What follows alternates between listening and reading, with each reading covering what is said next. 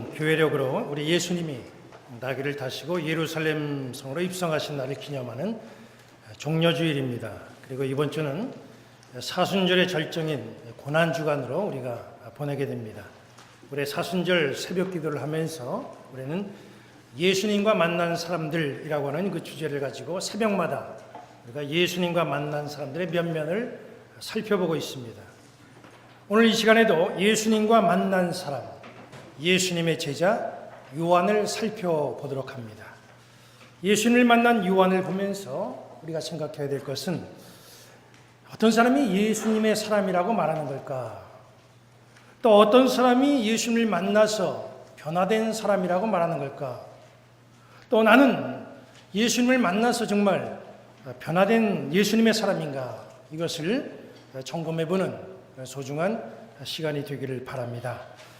마가복음 3장에 보면은 예수님의 12제자 이름이 나옵니다. 특이한 것은 나열된 예수님의 이름 중에 베드로, 야고보, 요한에게는 별명까지도 말씀을 하고 있다는 거죠. 다른 제자들에게도 별명이 있을 수가 있습니다. 그런데 말씀에는 베드로, 야고보, 요한만 이렇게 별명을 언급을 했어요. 마가복음 3장 17절 말씀 보면은 요한의 별명이 나옵니다. 여기 보니까 또 세베대의 아들 야고보와 야고보의 형제 요한이니 이 둘에게는 보아너게 곧 우레의 아들이란 이름을 더하셨다 그랬어요. 말씀이 이제 그렇게 기록하고 있습니다. 별명이라고 하는 것은 그 사람의 인격과 상관, 연관성이 있습니다. 별명을 보면 그 사람이 어떤 사람인지 대략 짐작이 갑니다. 예수님이 요한을 제자로 부르시면서 요한에게 주신 별명이 우레의 아들이라는 거예요. 천둥의 아들, 이런 뜻이죠. 천둥이 주는 느낌, 조용한 건 아니죠. 굉장히 요란합니다. 요한에게 붙여진 천둥이라고 하는 별명을 보면 요한의 인격을 짐작해 볼 수가 있습니다. 보면 일단 이 사람은 천둥의 아들이기 때문에 조용한 사람은 아니에요. 뭔가 급하고 시끄럽고 다혈질적인 그런 모습이 그려집니다.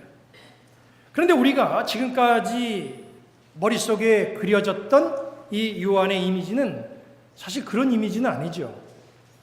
요한이 훗날 기록한 하나님의 말씀, 요한 1서, 2서, 3서 이걸 보면 참 따뜻하고 온화한 사랑의 말씀들이 많이 나옵니다. 그래서 사람들은 그 요한이 쓴 요한 1서, 2서, 3서를 생각하면서 아마 요한의 이미지는, 요한의 모습은 사랑이 가득하고 온화한 성품을 가진 그런 사람이다. 우리는 요한을 그렇게 짐작합니다. 그런데 본문은 다르게 얘기하고 있어요. 요한은 천둥의 아들이라는 거예요. 이 말씀은 틀리질 않습니다. 요한이 예수님을 처음 만났을 때 그때는 요한이 천둥과 같았어요. 그러나 예수님을 만나고 교제가 깊어지면서 요한이 달라집니다. 그리고 결국에 천둥과 같았던 이 요한의 인격이 이제 온화한 사랑의 인격으로 바뀌어지게 돼요. 변화가 됩니다. 예수님을 알지 못했을 때 가졌던 이 모가 나고 정리가 안 된 문제가 많은 이 인격이 예수님을 만나서 달라지고 변화가 된다는 거예요. 그리고 그 변화된 인격을 사람들에게 나타내 보여주었다는 것이죠. 바로 우리는 이 사랑의 사람을 우리가 본받고 그리고 우리가 이 변화라는 것이 어떤 것인가 라고 하는 것을 좀 진지하게 생각해 봐야 됩니다. 어떤 사람은 얘기합니다. 아무리 예수 잘 믿는다고 해도 성격만큼은 절대로 변하지 않습니다. 이 말은 절대로 믿지 마시기 바랍니다. 예수님 제대로 믿으면 성격이 변화가 됩니다. 예수님 제대로 믿으면 달라져요. 지금 이 세상에는 수십억의 사람들이 예수님을 구주로 고백합니다. 그런데 문제는 상당수의 신앙인들이 변화가 없이 예수님을 고백한다는데 이게 문제가 있다는 거예요. 인격의 변화가 없는 신앙 고백은 세상을 감동시킬 수가 없습니다. 그리고 오히려 조롱과 비난을 받게 됩니다. 요한은 천둥의 아들이었어요. 요한이 천둥과 같은 성격을 가졌다는 것을 잘 말씀하고 있는 말씀이 누가복음 9장에 나와요. 누가복음 9장에 보면 내용이 이렇습니다. 이제 예수님이 이스라엘 사방을 다니시면서 복음을 전하시다가 십자가 지실 때가 다 돼가지고 이제 예루살렘으로 올라가시기로 작정합니다. 그런데 이제 사마리아 지역을 통과해야 돼요.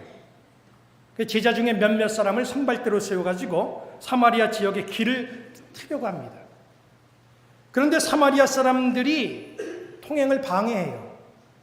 예수님과 그 일행을 사마리아 지역에 들어올 수 없다는 거예요.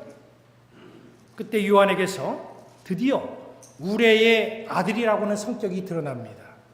누가복음 9장 54절을 봅니다. 제자 야고보와 요한이 이를 보고 이르되 주여 우리가 불을 명하여 하늘로부터 내려 저들을 멸하라 하기를 원하시나이까. 사마리아 지역에 들어오지 못하게 하니까 요한이 화가 난 거예요. 그리고 이어서 하는 말이 뭐냐면 하늘에서 불이 떨어져가지고 사마리아 지역을 다 불태워버렸으면 좋겠다. 이렇게 말하는 거예요. 이거 얼마나 살벌한 말입니까? 우리가 전도하는데 전도가 쉽지 않지요. 조롱도 받을 수가 있고 사람들이 빈정거리는 소리도 들을 수 있어요. 우리가 전도하는데 믿지 않는 사람들이 복음을 받아들이지 않는다면 여러분들이 불이 떨어져가지고 그 사람들 다 태워버리게 해주십시오. 이렇게 기도할 사람이 있겠습니까? 아마 여기 중에 그럴 사람은 한 사람도 없을 거예요. 그렇게 할 수가 없지요. 그런데 요한은 그렇게 했어요. 사마리아 사람들이 좀 무시했다고 해가지고 기분이 좀 언짢다고 해가지고 그냥 거기에 불이 떨어져가지고 다 죽었으면 좋겠다. 이렇게 함부로 말하는 거예요. 이걸 보면 요한이 어떤 인격체를 가진 사람인가 우리가 짐작해 볼 수가 있죠. 말씀이 기록한 것처럼 요한은 정말 천둥의 아들이에요. 요한에게는 분노를 조절하지 못하고 어떤 사건이 벌어지면 바로 분노를 표출하는 그런 분노 조절 장애가 있었다는 거예요. 중요한 것은요, 이런 요한의 잘못된 모습 인격이 사랑의 인격으로 바뀌어졌다는 거죠. 어떻게 모가는 인격이 이렇게 사랑의 인격체로 변화가 되었을까? 우리가 그걸 살펴보면요, 이것은 바로 다른 데 그 이유가 있는 것이 아니라 주님과 교제를 잘 했기 때문에 이 사람이 변화가 됐다는 거예요. 요한은 주님을 만나고 깊은 교제를 나누면서 그의 인격이 하나하나 바뀌어져 나가게 됐어요. 복음서를 보면 요한이 예수님과 깊은 교제를 했다는 것을 우리가 알 수가 있습니다. 교제는 우선 만나야 되지요. 만나는 데서부터 이 교제는 시작이 됩니다. 그 다음에 만나서도 대충 만나는 게 아니라 가깝게 밀착되어 있을수록 빨리 교제가 되고 교제가 깊어질 수 있습니다. 예수님 주변에는 많은 사람들이 있었고 예수님 주변에 12명의 제자들도 있었어요. 그런데 그 사람들을 보면 그 중에는 가까이 예수님에 아주 밀착돼서 가까이 있는 그런 제자가 있는가 하면 한 발치 떨어져서 예수님을 대하는 그런 제자들이 있었습니다. 베드로, 야고보, 요한은 다른 제자들보다 예수님에게 밀착되어 있는 그런 제자들이었어요.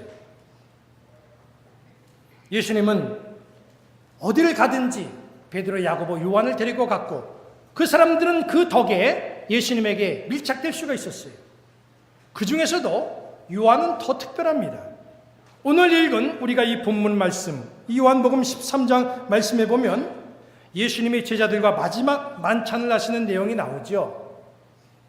스승과 제자들이 함께 식사하는 장면을 여러분들 머리에 한번 그려보시기 바랍니다. 다빈치는 이 모습을 그림, 화폭에 담았잖아요. 스승과 제자가 식사를 하면 그래도 격이 있어요. 기본적인 예의가 있습니다. 그런데 요한복음 13장 23절 말씀 보니까 특별한 모습이 나옵니다. 예수의 제자 중 하나, 곧 그가 사랑하시는 자가 예수의 품에 의지하여 누웠는지라. 다른 사람들은 다 격을 갖춰가지고 식사를 하는데 그 중에 한 제자가 예수님의 품에 누워있는 거예요. 특별한 행동을 하는 사람이 하나 있었어요. 그 사람이 누굽니까? 이게 요한이라는 거예요. 다들 앉아있는데 요한만 예수님의 품에 누워있다. 여러분들 이 정도 생각하면 무슨 생각이 납니까? 이 사람은 진짜 특별한 사람이구나. 우리가 이걸 알 수가 있고 정말 예수님하고 밀착된 사이구나. 이걸 우리가 금방 알 수가 있어요. 그만큼 요한은 예수님과 깊은 교제를 할 수 있었다라고는 사실을 우리가 알 수가 있습니다. 요한은 예수님이 십자가에 달리셨을 때에 그 현장에 함께 있었던 유일한 제자입니다. 요한은 예수님과 끝까지 함께했고 예수님의 어머니 마리아를 책임지는 일까지 돌봤습니다. 요한이 원래부터 그런 사람이었는가? 그건 아니었다는 거죠. 원래 요한은 우리의 아들, 인격이 아주 형편이 없는 그런 사람이었어요. 그런 우리의 아들이 예수님을 만나 예수님과 밀착해서 대화하고 교제했더니 예수님의 사람으로 이렇게 변화가 될 수가 있었다는 거예요. 우리는 늘 고백합니다. 나는 예수님과 함께 살아간다. 나는 예수님과 동행한다. 이렇게 우리가 생각하고 고백하고 그렇게 믿고 있습니다. 그런데 우리가 생각해야 될 것은 내가 주님과 얼만큼 근거리에서 밀착된 교제를 나누고 있는가, 이거를 우리가 생각해 봐야 됩니다. 프레독이라고 하는 사람이 목사의 치명적 실수, 이런 글을 썼어요. 제가 그 글을 읽어보고 참 목사로서 얼마나 두렵고 또 떨리고 경각심을 가졌는지 몰라요. 내용은 이렇습니다. 교인이 제법 많은 큰 교회가 있었다. 교회의 담임 목사는 설교 때마다 청중의 마음을 사로잡았다. 그는 만인의 존경과 인기를 한 몸에 받았으며 덕분에 그의 교회는 나날이 더 많은 사람들의 발길을 끌어당겼다. 그런데 어느 날부터인가 서서히 그의 교회에서 사람들이 떠나가기 시작했다. 눈에 띄는 어떤 특별한 이유가 있는 것도 아니었다. 목사는 여전히 유창한 어조로 설교를 했으며 교회 내 모든 시설도 오히려 전보다 훨씬 좋아진 상태였다. 어쨌든 목사는 차츰 인기를 잃어가고 교인들의 신앙심도 약해져 갔으며 과거에 충만했던 영적인 기운도 교회 안에서 찾아보기 어려웠다. 어떤 사악한 힘이 교회를 파국으로 몰아간 것이 아니었다. 목사가 갖고 있던 하나님에 대한 뜨거운 열정이 흔들린 것도 아니었다. 그렇다고 해서 특별히 매력적인 요소가 사라진 것도 아니었다. 문제는 그 목사에게 있었다. 그가 저지른 결정적인 실수는 이것이었다. 그는 하나님과 대화하는 대신 하나님에 대해 이야기하는 데 더 많은 시간을 쏟았던 것이다. 이 글이 저에게는 엄청난 충격이었어요. 이런 문제가 목사만의 문제는 아닙니다. 어떤 분들은 설교 제목만 들어도 오늘 그 설교는 이 설교다, 그 내용을 다 짐작할 수 있다고 자랑합니다. 그만큼 성경을 많이 읽었고 성경에 대한 내용을 많이 안다는 것이죠. 어떤 사람은 수십 년간 신앙생활을 했기 때문에 내 신앙은 누가 뭐래도 내가 충분히 지킬 수 있다 자신합니다. 그건 예수님을 믿기 때문에 생겨난 자신감이죠. 성경을 많이 아는 거 중요합니다. 신앙을 지킬 줄 아는 거 중요하죠. 그러나 성경을 많이 알고 신앙을 지킬 줄 아는 나는 하루 동안에 얼마나 주님과 대화하고 있는가, 이걸 여러분들 생각해 봐야 됩니다. 성경에 능통해도 신앙의 연조가 깊어도 심지어 목사라고 할지라도 주님과 대화하지 않으면 그 사람은 변화가 될 수 없습니다. 마태복음 5장 13절부터 16절은 이렇게 말씀합니다. 너희는 세상의 소금이니 소금이 만일 그 맛을 잃으면 무엇으로 짜게 하리요? 후에는 아무 쓸데없어 다만 밖에 버려져 사람에게 밟힐 뿐이니라. 너희는 세상의 빛이라. 산 위에 있는 동네가 숨겨지지 못할 것이요 사람이 등불을 켜서 말 아래에 두지 아니하고 등경 위에 두나니 이러므로 집안 모든 사람에게 비치느니라. 이같이 너희 빛이 사람 앞에 비치게 하여 그들로 너희 착한 행실을 보고 하늘에 계신 너희 아버지께 영광을 돌리게 하라. 여기서 말하는 너희라고 하는 것은 누구나가 아닙니다. 변화된 예수님의 사람을 말하는 거예요. 누구나, 모두가 아니라 변화된 너희가 바로 빛이요 변화된 너희가 바로 소금이라는 거예요. 세상 사람들이 소금과 빛으로 변화된 너희를 보고 하나님께 영광을 돌리게 하라, 그런 말씀입니다. 예수님에게 밀착해서 교제하고 변화된 이 요한의 모습을 보면서 매일매일 나도 주님과 대화해야 되겠다 작정하시고 마음에 담는 아름다운 성도들이 되시기를 바랍니다. 그리고 주님의 인도함을 받아 변화된 내 모습을 세상의 빛으로 소금으로 나타내는 그런 성도들이 되시기를 바랍니다. 요한은 예수님과 친밀한 교제를 나눴어요. 예수님이 십자가에 달려 돌아가시는 그 현장에서까지 교제했어요. 예수님이 십자가에 달려 숨을 거두기 직전까지도 요한은 예수님과 대화를 나눴습니다. 그 결과 요한은 변화가 됐던 겁니다. 요한복음을 보면 변화된 사람은 글을 이렇게 쓰는구나, 이걸 우리가 알 수가 있어요. 요한은 예수님의 행적을 요한복음으로 기록했습니다. 요한복음 안에는 예수님의 행적과 거기에 관련된 인물들이 많이 기록되어 있습니다. 예수님의 행적을 기록한 이 말씀은 마태, 마가, 누가, 요한 4복음이지요. 그런데 다른 복음서와는 달리 특별히 요한복음에서만 볼 수 있는 특징이 있습니다. 마태복음, 마가복음, 누가복음에는 예수님의 제자 요한의 이름이 여러 번 나와요. 당연한 얘기죠. 예수님과 밀착해서 교제하다 보니까 당연히 그 이름이 많이 나올 수밖에 없습니다. 베드로, 야고보, 요한 이 세 명은 특별한 예수님의 제자였기 때문에 그 이름이 자주 나옵니다. 그런데 자기가 쓴 요한복음에는 한 번도 자기 이름 요한이라고 하는 그 이름이 나오질 않습니다. 요한복음에 나오는, 주로 전반부에 나오는 그 요한이라고 하는 이름은 예수님의 제자 요한이 아니라 세례 요한을 말하는 거예요.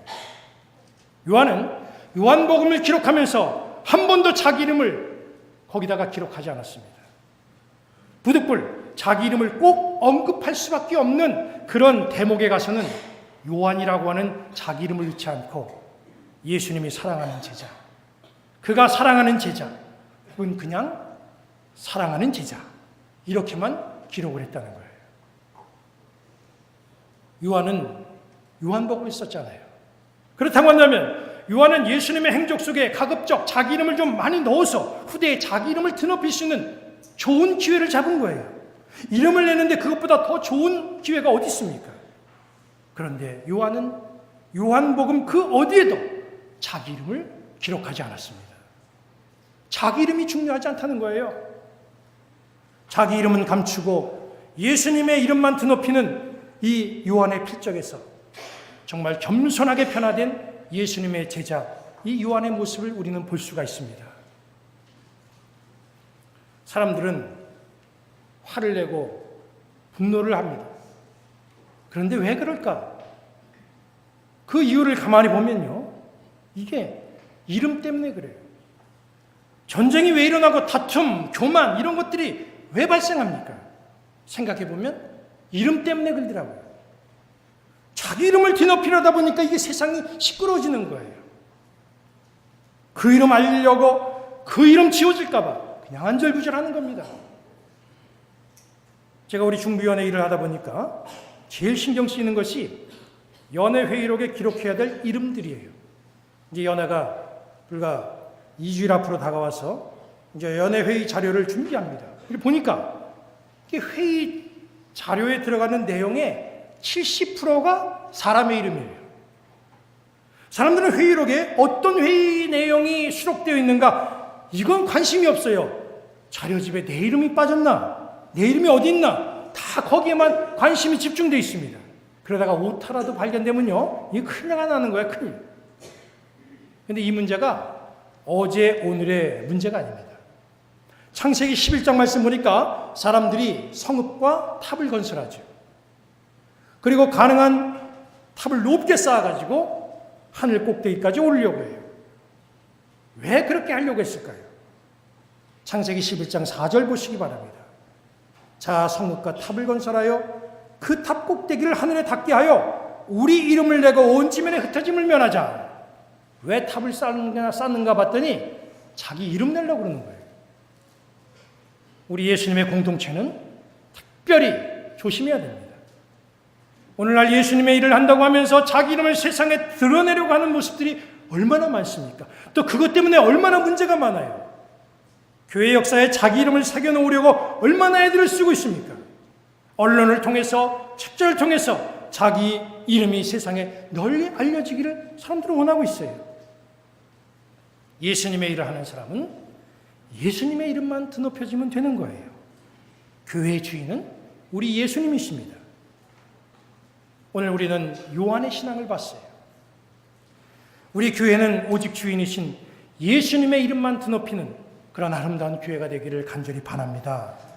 우리와 같은 요한의 인격, 바로 이 인격이 예수님을 만나서 깊은 교제를 하고 그리고 사랑과 겸손을 아는 온한 예수님의 사람으로 변화된 그 모습, 바로 그것이 우리의 모습이 되어야 됩니다. 우리 성도들은 이제 이 신앙의 길을 걸어가면서 예수님을 아는 것을 넘어서 예수님과 대화하는 신앙들이 되시기를 바랍니다. 예수님과 교제하는 그런 신앙인들이 되시길 바랍니다. 예수님과 대화를 통해서 요한이 가졌던 그 사랑의 겸손, 이거를 본받으시기를 바라고 이 사순절에 그 변화된 요한을 가슴에 담는 아름다운 주님의 사람들이 되시기를 우리 주님의 이름으로 간절히 축원합니다.